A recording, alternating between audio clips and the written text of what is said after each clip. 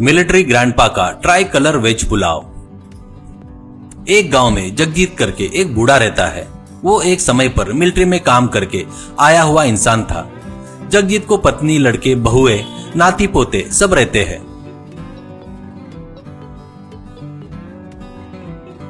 बच्चे स्कूल में पढ़ रहे थे। जगजीत की पत्नी और बहुए मिलकर घर में पापड़ अचार बनाकर बेचते थे।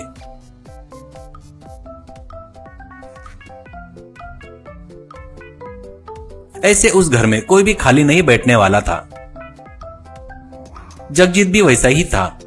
वो एक ढाबे पर वेज पुलाव बनाकर बेचता था। वहां पर डू नॉट वेस्ट फूड करके बोर्ड रहता है। कोई अगर खाना छोड़ देता था तो जगजीत उस पर गुस्सा करता था। ऐसे लोगों से बहस होते रहती थी। जगजीत: क्यों जी, ऐसे खाना छोड़ दिए, उतना ही नहीं खा सकते तो पार्सल बांधकर ले जाकर भूखे उनको दे सकते ना। कहता है तो वो: अरे यार, जब ही खाया था इसलिए अभी खाना नहीं हुआ, पार्सल लेकर उनको दे, उतना टाइम नहीं है मेरे पास, मुझे अर्जेंट ऑफिस जाना है करके चले जाता है। तो जगजीत को बहुत गुस्सा आता है। और एक व्यक्ति पुलाव छोड़ दिया तो जगजीत: क्यों बेटा, पुलाव अच्छा नहीं है क्या? वो: अरे नहीं, बहुत अच्छा है कहता है। तो फिर छोड़ क्यों दिया? उतना ही अच्छा है तो पूरा खाना था ना। तो वो: सॉरी अंकल, अभी मेरे दोस्त ने फोन किया कि वो कोई एक रेस्टोरेंट में है, मुझे भी लंच करने के लिए बुलाया है, इसलिए थोड़ा सा खाकर जा रहा हूँ करके चला जाता है। तो जगजीत: ये लोग ऐसा खाना क्यों वेस्ट कर रहे हैं? इसकी कीमत इनको क्यों समझ में नहीं आ रही है करके सोचता है।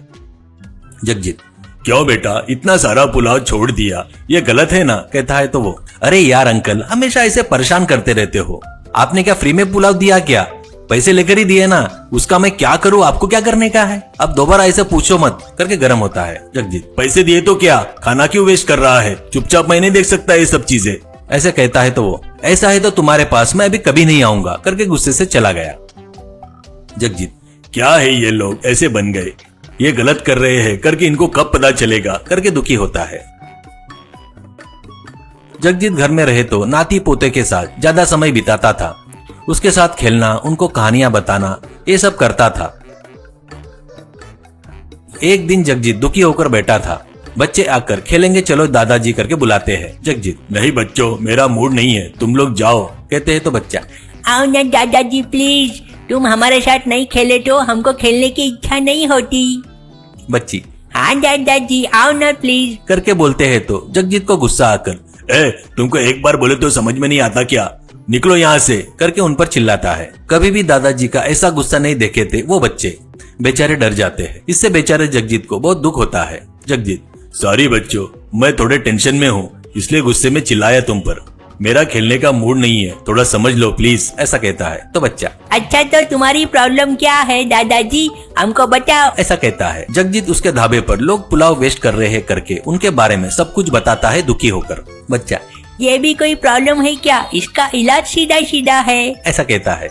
जगजीत: क्या ये बहुत छोटी सी समस्या है क्या, और इसका समाधान तुझे पता है क्या? वो क्या है बता बेटा, ऐसा कहता है। बच्चा: दादाजी तुम कल से एक काम करो, अपने ढाबे में ट्री कलर पुलाव बना के बेचो। वो तिरंगा अपने देश के झंडे के रंग का होना चाहिए, तभी उसे कोई नहीं छोड़ेगा। अगर पुलाव फेंकना है तो उन लोगों को देश के झंडे का अपमान किए ऐसा लगेगा। पक्का पुलाव पूरा खाएंगे या पार्सल लेके जाएंगे, देखना, मेरी बात पर विश्वास करो ऐसा कहता है। जगजीत: अरे वाह, कितना बढ़िया आइडिया दिया बेटा, तू सच बोल रहा है, क्योंकि सीढ़ियों के बाजू की दीवार पर कुछ लोगों को गुटखा खाकर थूकने की आदत रहती है। वैसे लोग नहीं थूकना करके वहाँ पर भगवान के फोटो का टाइल्स लगाते हैं, मैंने देखा है, तब वो लोग थूकना बंद कर देते हैं। वैसे ही झंडे का अपमान अभिमान मानने वाले, झंडे से प्यार करने वाले मेरा ट्री कलर पुलाव भी नहीं फेंकेंगे कहता है। वैसे वो ढाबे में ट्री कलर पुलाव बनाकर बेचना शुरू करता है।